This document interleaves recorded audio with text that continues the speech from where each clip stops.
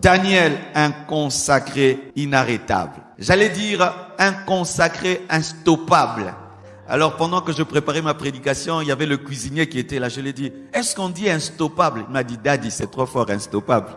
Alors je suis allé chercher dans le dictionnaire, ça n'existe pas, mais on peut crier ça. On a trouvé quand même inarrêtable, mais c'est instoppable.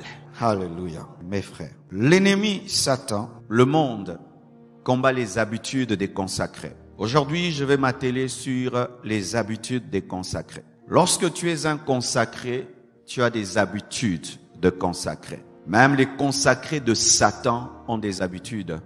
Ils ont une loge chez eux à la maison. Ils entrent souvent dans cette chambre bizarre. Un féticheur a des habitudes.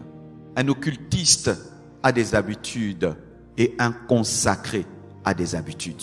Tu ne peux pas être un consacré sans habitude. Jésus a été arrêté à cause de ses habitudes. Judas pouvait savoir précisément où il était parce qu'il avait des habitudes.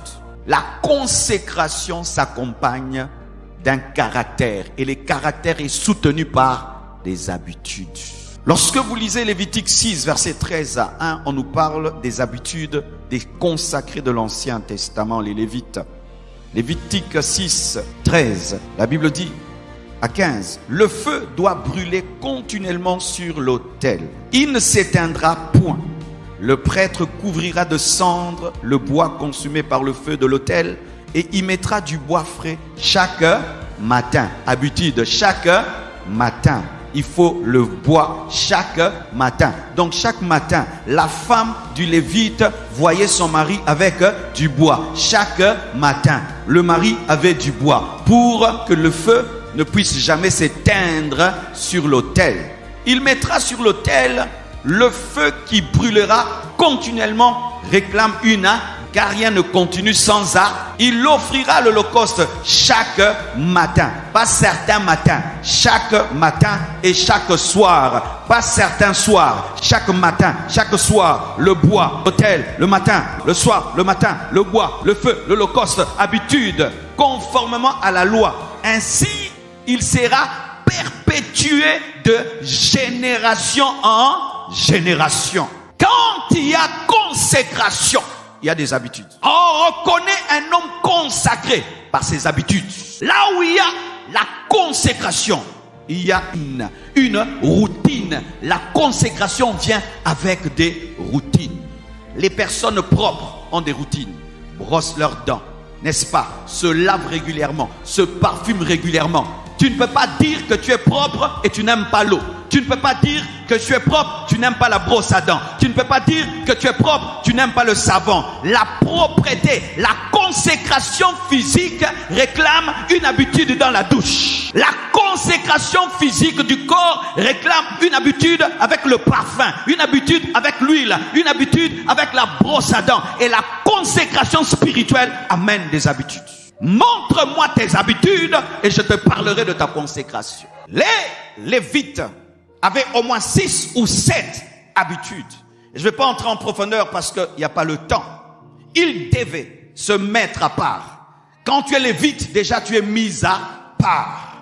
Ils devaient se mettre à part. 2, ils devaient vivre dans la pureté et la sanctification quotidienne. Ils ne pouvaient entrer dans le saint, le lieu saint, sans se laver au niveau de l'autel des sacrifices, de l'autel qui était au niveau plutôt de la cuve des reins.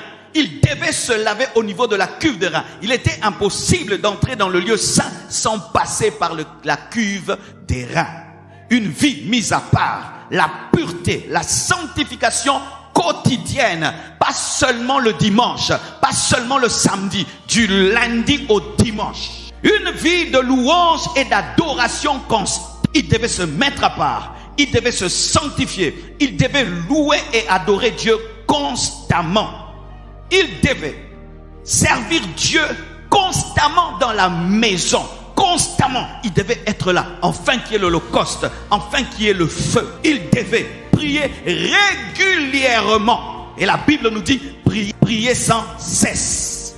Et il devait dépendre totalement de Dieu, car les Lévites n'avaient pas une terre. Ils n'avaient pas une terre. il n'y avait pas une tribu précise, c'est-à-dire un territoire pour les Lévites avaient des petits camps parmi les autres tribus parce qu'ils devaient dépendre de Dieu. Ils devaient dépendre totalement de Dieu. Louer, se séparer, se purifier, dépendre de Dieu. Prier, louer, se séparer, dépendre de Dieu. Servir Dieu, une route. Ils devaient, comme l'a dit l'homme de Dieu Zando, vivre dans le respect du sacré. La Bible nous dit que le souverain sacrificateur entrait une fois l'an avec crainte et tremblement dans le lieu très saint. Tous les jours, il devait veiller parce qu'il pouvait être tué dans la présence de Dieu. Et il devait avoir un sens de responsabilité parce qu'il représentait le peuple devant Dieu. C'était des intercesseurs. Un consacré doit intercéder. Un consacré doit louer. Un consacré doit servir dans la maison de Dieu. Un consacré doit prier. Un consacré doit se mettre à part. Un consacré doit se sanctifier. Un consacré doit craindre Dieu. Un consacré doit servir Dieu avec crainte et tremblement. Une fois, 2 fois, tous les jours de sa vie. Un consacré doit lire la Bible. Un consacré doit prier. Un consacré doit jeûner. Un consacré doit adorer. Un consacré doit intercéder. Un consacré doit aller à l'église. Un consacré doit avoir des responsabilités à l'église. Tu ne peux pas être consacré et tu ne fais rien à l'église. Tu ne peux pas être consacré, tu ne fais rien à l'église. La consécration t'exige de faire quelque chose dans l'œuvre de Dieu. La consécration t'exige d'intercéder pour les autres. La consécration t'exige de garder le feu dans la maison de Dieu. Et ces habitudes, Satan ne les aime pas. Satan combattra ta vie de prière. Satan combattra ta vie de louange et d'adoration. Satan combattra la lecture de la Bible. Satan combattra le service que tu rends à l'église. Satan combattra ta sanctification. Satan combattra ta consécration. Satan combattra tes habitudes afin de briser ta consécration. Tu veux attaquer un téléphone, fais qu'il ne soit jamais branché à la prise. Même si c'est un iPhone 17, il ne va servir à rien. Et des fois, tu peux être un consacré, mais coupe seulement ta vie de prière et il sait que tu seras lobate. Et beaucoup de chrétiens sont lobates parce que leurs habitudes spirituelles sont brisées. Quelle que soit la valeur de ton téléphone, quel que soit les mégas que tu as dedans, si il est lobate, il ne sert à rien. Et le diable combat ta relation avec Dieu, tes habitudes spirituelles, afin que tu ne serves à rien. Si Jésus, le Fils de Dieu, priait, à combien plus forte raison, toi et moi, s'il y a quelqu'un qui ne devait jamais prier sur la terre, c'est Jésus. Mais Jésus priait la nuit, Jésus jeûnait, Jésus criait. Mais il y a des chrétiens qui ne prient pas. Église des temps de la fin, sachez que nos habitudes de consécration sont sérieusement combattues en ce temps de la fin. Et vous savez, pour tous ceux qui sont disciplinés, nous savons que pour maintenir une discipline, ça peut te prendre 10 ans. Mais tu peux perdre une discipline en 1 mois. Pour avoir la discipline de prier tous les jours, ça te prend des années. Mais laisse-toi aller seulement pendant 3 mois. Tu ne vas pas arriver à prier même 30 minutes. Il faut un effort chaque matin, chaque soir, la routine, l'habitude. Un jour, une sœur en Christ m'a dit: pasteur, je suis fatigué de la monotonie de la vie chrétienne. J'ai dit: fatigue-toi aussi de la monotonie de tes poumons. Fatigue-toi aussi de la monotonie de ton cœur. C'est la monotonie qui garde la vie. C'est la monotonie qui garde la vie. Notre cerveau fonctionne de manière monotone. Notre cœur fonctionne de manière monotone. Nos poumons fonctionnent de manière monotone. Mais c'est cette monotonie qui te donne la vie. Lorsque ton cœur ne bat pas de manière monotone, on dit que tu es malade. Lorsque tes poumons fonctionnent de manière non monotone, perd la monotonie, tu commences à avoir peur. Comment je respire mal comme ça? Mais la monotonie, la vie.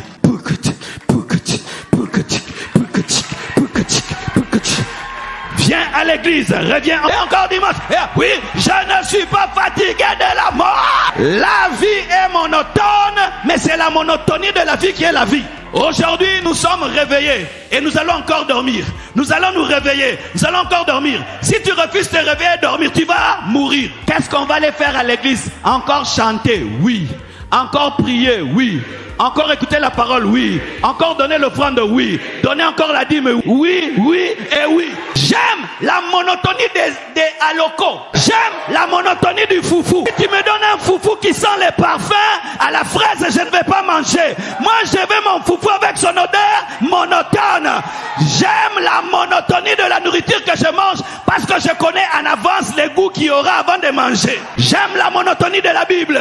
Sainteté, amour, foi, on ne changera pas, c'est ainsi. Aujourd'hui, les gens veulent qu'on leur crée une vie chrétienne sans monotonie. Ça n'existe pas. Vous avez créé une vie chrétienne monotone. Certains même sont fatigués d'écouter leur pasteur prêcher. Tu vas me voir dimanche, tu vas me revoir mercredi, je vais te prêcher vendredi. Tu vas grandir avec moi. Nous grandirons ensemble. Aimer la mono. Quand tu vois un sportif qui est musclé, il est monotone. Pompage. Corde. Alléluia. Lundi, mardi, mercredi. Et puis. Mais si tu veux être comme lui, tu dois être monotone. La monotonie, c'est la vie. La monotonie, c'est la force. Et comment faire pour ne pas être tué par la monotonie? Tu dois l'aimer, ainsi ce ne sera plus la monotonie. On a dit comment tu peux faire que tu ne dois jamais travailler. Aime ce que tu fais, ce ne sera plus un travail. La vie chrétienne a la monotonie. Mais c'est cette monotonie qui est la vie. Après cette prédication, on va prier. Déjà vous savez. Et on va encore bénir la parole. Vous savez. On le fera et on le refera encore. On ne changera pas. Même si toi tu es fatigué. C'est ça la vie. Donne-moi la main, hein? Maintenant, Daniel est dans sa mono. Il prie 3 fois par jour. Parce qu'il est un consacré. Il a une dimension de consécration qui se consacre, il se consacre même par rapport à l'origine de la nourriture. Il refuse de manger les mets du roi. Il refuse. Est-ce que manger c'est un péché? Mais comme c'est consacré aux idoles, il refuse. Il a une dimension de consécration qu'avant de manger, il cherche l'origine de la nourriture. Si c'est une nourriture volée, il ne la mange pas. Ton enfant te donne de l'argent, mais il n'a pas ce salaire. Toi, tu prends. Tu n'as pas l'esprit de Daniel. Tu dois chercher à connaître l'origine. Ton mari te donne de l'argent, mais il n'a pas ce salaire. Tu dois chercher à connaître l'origine. Toi, tu gagnes $10 000. Comment tu me donnes $1 million? Ça vient d'où? Je ne mange pas. Donne-moi les légumes.